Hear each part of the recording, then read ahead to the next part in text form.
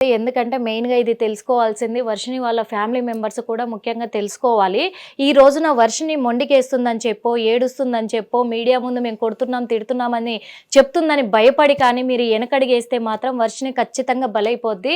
ఇక్కడ క్లారిటీగా అర్థమైపోయింది. కానీ కుటుంబ సభ్యులు మీరు ఖచ్చితంగా తన పట్ల మాత్రం శ్రద్ధ తీసుకొని తనని భయపెట్టి మీరు మీ వైపు తిప్పుకుంటారా అని కాదు, తనకు నచ్చజెప్పి మీరు మాత్రం ఖచ్చితంగా అతి త్వరలో తనని మీ వైపు ఉంచుకోవాలి, మీ కుటుంబ సభ్యురాలుగా మళ్ళీ స్వీకరించాలి. ఎందుకంటే త్వరలో వర్షిణి అఘోరికి బలి కాబోతుందని ఇక్కడ సిమ్టమ్స్ అయితే ఖచ్చితంగా చెప్తున్నాయి.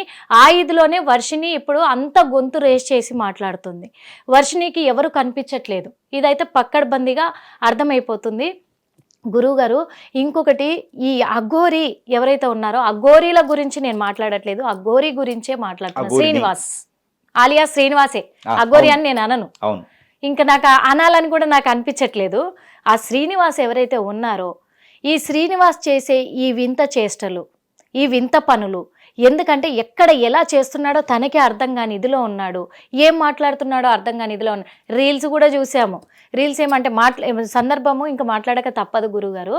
ఆ రీల్స్ ఏమో అమ్మాయితో బెడ్ పైన పడుకొని దొర్లుతున్నాడు. ఇంకొక విషయం చెప్పాలంటే గట్టిగా హగ్ చేసుకొని, ఒకప్పుడేమో ఎవరిని కూడా ఇలా తాకనిచ్చేవాడు కాదు. నేను అఘోరి సాధన చేశాను, నాగసాధువుని నేను అని చెప్పేసి ఎవరిని తగలనిచ్చలేదు, బట్టలు కట్టుకోలేదు. ఆ బట్టలు వేసుకోకుండా జనంలో సంచరించే హక్కు నీకు లేదని నేను తనతో వాదనకి దిగాను. ఆ నెక్స్ట్ డే నుంచి హైదరాబాద్ నుంచి పంపించేశాను. మీరు ఏమైనా అనుకోని మీడియా ముఖంగా నేను చెప్పేస్తున్నాను. ఎందుకంటే నాకు అప్పటికే అర్థమైపోయింది తను రియల్గా నా అఘోరి నాగసాధు కాదేమో అని. అఘోరీల చేష్టలు ఇలా ఉండయి అని చెప్పా, తనకే ఎక్స్ప్లెయిన్ చేశా.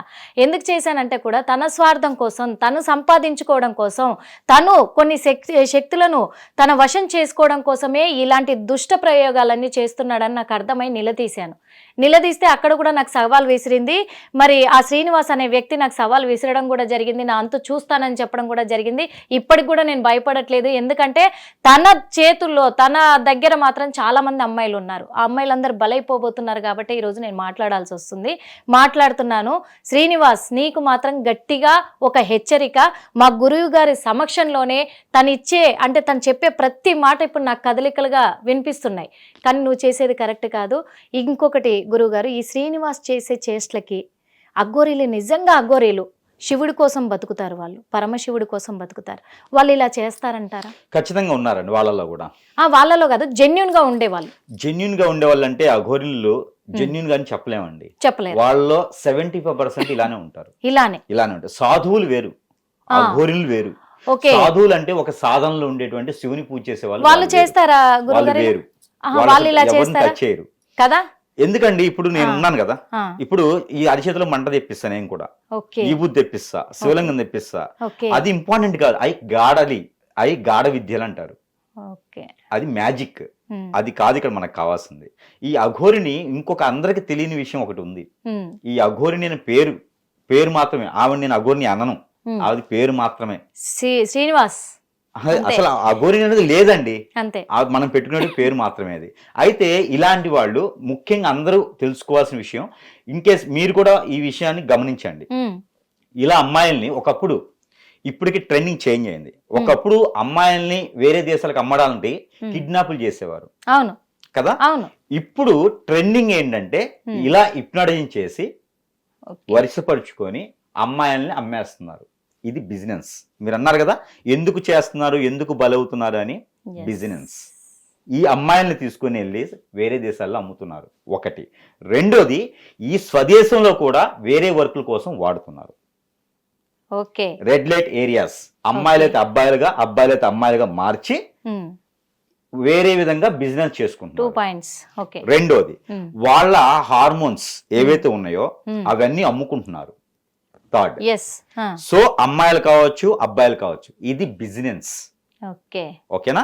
మనిషిలో ప్రతి అవయవం కూడా చాలా వాల్యుబుల్, చాలా ఇంపార్టెంట్ విషయం, వాల్యుబుల్. ఇవన్నీ కూడా ఈ అఘోరిని అవతారంతో, ఇంకొక అవతారంతో నేను హిప్నటైజింగ్ చేస్తా, నేను చేతబడి చేస్తా, నేను అన్ని రకాలు చేస్తా, కానీ ఎక్కడ ఎవరికి చెడు చెయ్యం.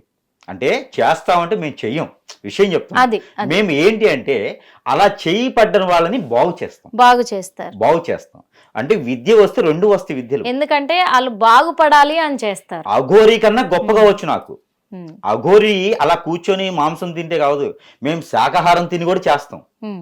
హిందువులు అంత ఈజీగా లేరు, సాధువులు అంత ఈజీగా లేరు. ప్రతిదీ వస్తుంది వాళ్ళకి. కూర్చున్న మనిషిని అన్ని అష్టదిబ్బందం చేయొచ్చు, అన్నీ చేయొచ్చు. కాకపోతే దానికి ఒక పద్ధతి, దానికి ఒక సంస్కారం, దానికి ఒక నాగరికత అన్నీ ఉంటాయి. గురుగారు, నాగ సాధువులు ఇలా చేస్తారా? నాగ సాధువులు అంటే కూడా అది పేరు మాత్రమేనండి, మన గౌరవ ప్రకారంగా పిలుచుకునేటువంటి పేర్లు మాత్రమే. మనం చేయాలనుకుంటే ఏదైనా చేయొచ్చు, మన మైండ్ సెట్ కి మన పని చేయాలంతే. ఇప్పుడు నేను చెప్తున్నాను, అఘోరీ కన్నా గొప్ప విద్యను ఉన్నాయి నా దగ్గర. అరచేతుల మంట ఇలా పెడితే అరచేతుల మంట వస్తుంది. అందుకేనేమో ఈ శ్రీనివాస్ అనే వ్యక్తి అఘోరి ఆలియాస్ అఘోరి ఏ గురువు గారి ముందు కూర్చోమన్నా రావట్లేదు. 40 రోజులు విద్య చేస్తే ఏ యథవకైనా వస్తుంది. 40 రోజులు విద్య చేస్తే ఏ ఉన్నత స్థాయి మైండ్ సెట్ ఉన్నోడికైనా విద్య వస్తుంది.